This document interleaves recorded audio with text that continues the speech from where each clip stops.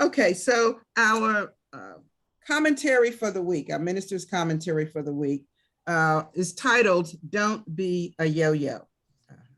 Be angry, but sin not. And so Brenda, you can go to the next screen for us.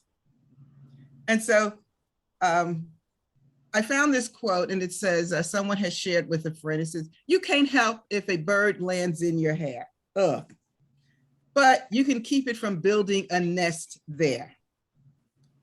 So when I read that quote, I thought about this idea of don't be a yo-yo. And I'll tell you where that comes from in a moment. But in this life, we will be confronted with situations that challenge us on a deeply personal level, and sometimes publicly.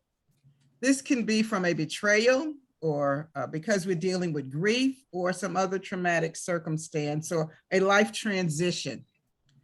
In scripture, however, Jesus is quoted as saying, in this life, you will have trouble. So the truth about life is that we will have trouble. None of us get through this life without trouble. That's the nature of life. So if we can settle on that, we will have trouble. That trouble we deal with may come from internal tensions or external tensions, or at the intersection of both, when both the external and the internal intersect. The issue is not that when we are faced with this trouble that we may feel anger or we may experience, or what we experience per se. Rather, in those moments when those tensions build up, when we're confronted with these situations in our life, the question is, or the challenge is, how do we choose to act or react based on the anger we feel or experiencing? Anger is normal. It's a part of being a human being, even in scripture. It doesn't condemn anger. We know that Jesus and many of the other that we lift up as spiritual leaders experience anger. We all will. So it's not a question of anger. The question is, what do we do with that anger? So we can be the yo-yo.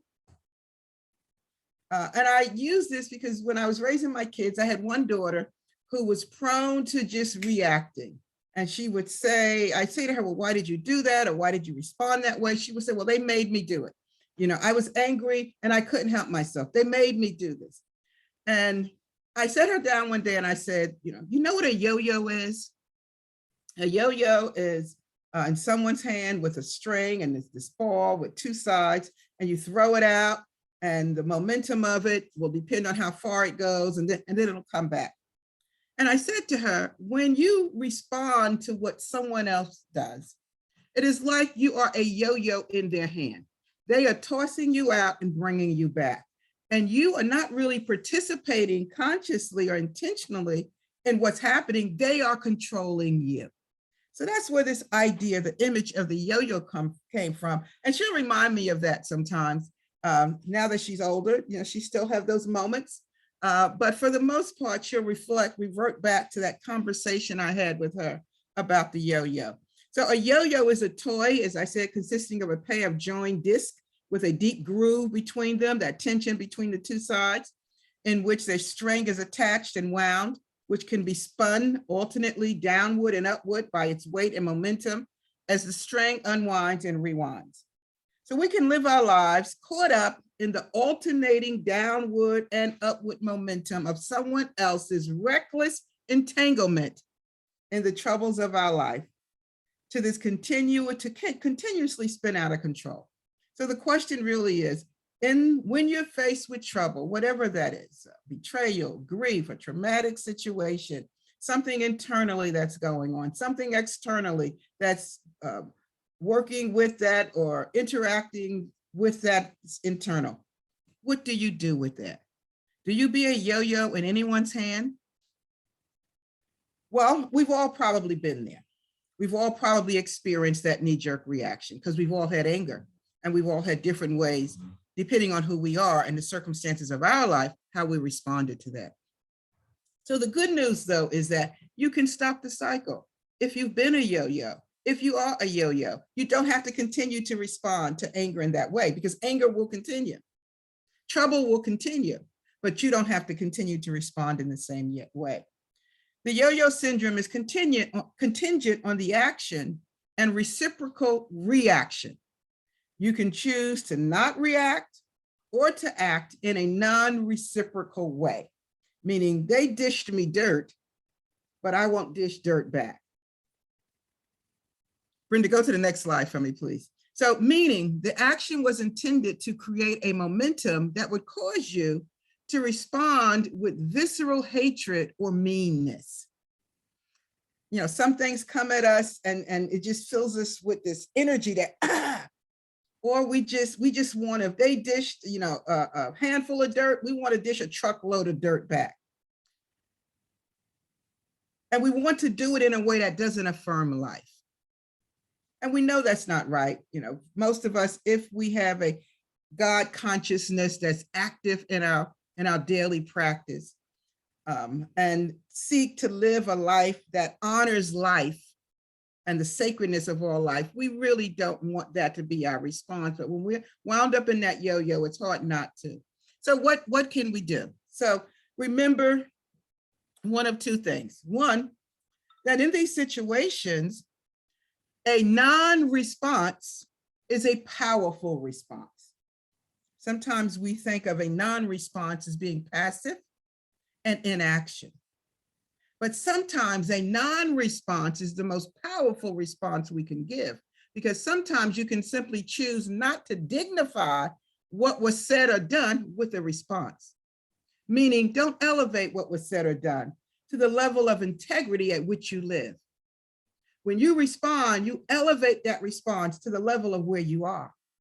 If you choose not to respond, you can keep your integrity intact and don't elevate the dirt to where you're at. Or two, that may be an option.